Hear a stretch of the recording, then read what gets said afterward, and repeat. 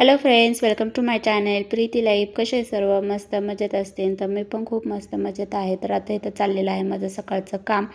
तर मी उठले आणि अशीच कामाला लागले. आज लवकर उठल्यामुळं मग मी काय केलं की म्हणलं चला घर पण पुसून घ्यायचं आहे, तर घर पण पुसून घेऊया.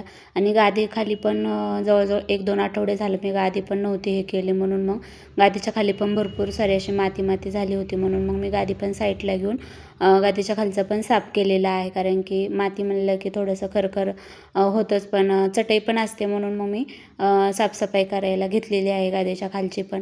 तर तुम्हाला सकाळी मी एक शॉर्ट व्हिडिओ टाकला होता, म्हणजे मिनी ब्लॉग टाकला होता की माझं काही नाही का एकाने हात धरला तर एक जण हात सोडत आहे. तर खरंच माझ्याबरोबर तसंच होत आहे. काय झालं काय माहिती, सगळ्याच लाईफमध्ये पण तसंच चालू आहे. पण तरी पण मी त्या लाईफला पण चला की बाबा आहे, प्रत्येकाच्याच जीवनामध्ये काही ना काही गोष्टी आहेत. एखादी आपण बघितलं तर नाही का, जे रस्त्यावर झोपतात वगैरे त्यांच्याकडे बघितलं तर थोडेसे आपल्याला हे वाटतं की बाबा चला आपल्या यांच्यापेक्षा तर थोडंसं बेटर आहे, म्हणून जास्त काय हे करण्यात अर्थ नाही आहे, तुझं माझं करण्यात काही अर्थ नाही आहे, म्हणून जे आहे ते एक्सेप्ट करायचं आणि चालायचं. तर तुम्हाला मी तसं का बोलले की एक आणि हात धरला तर एक जण सोडत आहे. तर माझं काय झालं, मी त्या दिवशी शॉपिंग केली आणि थोडीशी शॉपिंग केली. ह्या महिन्यामध्ये माझे खूप सारे मला प्रॉब्लेम आलेले आहेत, तरी पण मी शॉपिंग केली. आणि शॉपिंग करायला गेले तर त्यांच्या मी दुकानाबाहेर माझी चप्पल सोडली. चप्पल म्हणजे माझा बूट सोडला, आणि खूप चांगला बूट होता, नवीनच बूट होता, जास्त त्याचा यूज पण नाही केला. आणि बूट सोडला आणि आतमध्ये गेलो, आम्ही खरेदी वगैरे केली आणि बाहेर येऊन बघतो तर बूटच गायब. मग कुत्र्याने नेला, कोणी उचलून नेला, काहीच माहीत नाही, पण एक बूट तिथं आणि एक बूट गायब. तर मग मी तिथं बोलले पण खूप, म्हणलं की इथं म्हणलं तुमचंच काम आहे लक्ष ठेवणं वगैरे, कुठं गेला माझा बूट वगैरे. आम्ही बऱ्याच ठिकाणी शोधला पण काय भेटला नाही आम्हाला. तर मग भेटला नाही म्हणलं मी तसेच आले. तर मला खूप एवढं वाईट वाटलं, मी खूप तळतळ केली. आणि मग नंतर मी बिना चप्पलचे आले आणि नंतर पुढं आलं मला परत चप्पल घ्यावी लागली. त्या दिवशीच एक नवीन 300 रुपयाची चप्पल घेतली. आणि आता त्या दिवशी परत मी म्हणलं की देवा बाबा 100 रुपयाची तरी चप्पल भेटली तर बरं होईल. आणि नेमकं गेले आणि मी विचारलं की कितीला चप्पल आहे, ते लगेचच म्हणले 100 रुपयाला. आणि मग मी परत तिथं 100 रुपयाची चप्पल घेतली आहे. म्हणजे असं होतं आहे, एक गोष्ट केली की दुसरी हे होते, दुसरी केली की हे होते. पण चला, आपल्याला सगळ्या गोष्टी काय असं नाही आहे की भेटणारच आहे किंवा काहीच होणार आहे. आणि बघा, मी माझ्या सगळ्या गोष्टी सांगण्याचा प्रयत्न करते किंवा मी सांगत पण आहे. पण का असं होतं ना की बाबा तू हेच का करते, तू तेच का करते, फलानच का करते, बिस्तानच का करते. प्रत्येकाची लाईफ आहे, प्रत्येकजण आपापल्या पद्धतीने जगत असतो. तर त्याच्यामध्ये कोणी एंटरफेअर नाही केलं पाहिजे की बाबा तू असं जग. आपली आपली लाईफ आहे, आपण आपल्या पद्धतीने जगतोय.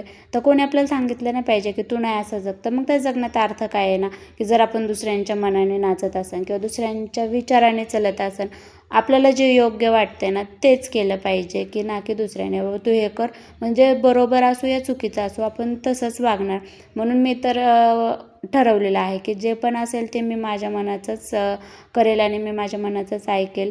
कारण काय फर्स्ट प्रायोरिटी आहे ना ती आपल्या स्वतःला द्यायची, आणि मग काय असेल ते पुढच्या गोष्टी आहेत त्या करायच्या. मी तसंच करते. आणि मग आता मला घर पण पुसायचं होतं. मी लवकर नाही का उठले म्हणून घर पण पुसून काढायचं होतं. आणि मी काय रोज घर पुसत नाही, 2-2, 4-4 दिवसांनी घर पुसते. आणि आता भरपूर साऱ्या काही गोष्टी आहेत, पण आपण कसं वाटतं की चला बाबा ह्या गोष्टी आहेत ना, तर चला त्या गोष्टी करायच्या आहेत. आपल्याला जेवढं शक्य आहे ना तेवढ्या गोष्टी मी करत असते. आणि जेवढं आपल्याला शक्य आहे तेवढं करायचं, कारण की प्रयत्न करत राहायचे, प्रयत्नांना यश नक्कीच 100%च भेटतं. आणि आता मला कमेंट्स पण आलेले, एका दादांचे एका ताईचे मला माहीत नाही आहे, पण त्यांचं पण काय रिलेटिव्ह आहेत का कोण आहेत काय मला माहीत नाही, पण कमेंट्स आलेले आहे. तर मी नक्कीच त्यांना आन्सर देईन, त्या कमेंट्सला नक्कीच उत्तर देईल. आता मला 5 तारखेला परत गावाला जायचं आहे, आणि गावाला जाणं म्हणजे सोपं नाही आहे. 400-500 रुपये माझे खर्च होतात ते, पण ते कोणाला सांगणार ना. आपल्याला जे आहे ते बरे म्हणायचं आणि चालायचं.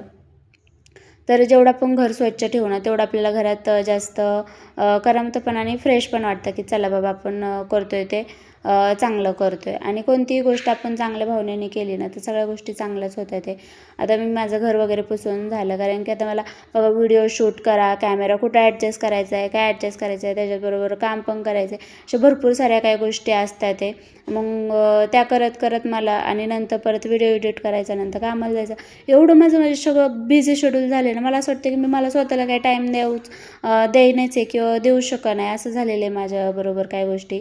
तर मी आज किती दिवस झालं बाहेर पण गेले, पुण्यामध्ये पण गेलेले नाही आहे. आता मी माझं पेमेंट झालं ना पहिल्यांदा पुण्यामध्ये जाणार आहे. यार मला खूप बोर झालेले आणि पुण्यामध्ये जाणार आणि भरपूर सारी काही शॉपिंग वगैरे आहे ती करणार आहे, कारण की मला अजून थोडीशी शॉपिंग करायची आहे. नंतर मी वॉशरूम पण धुवून घेतलं.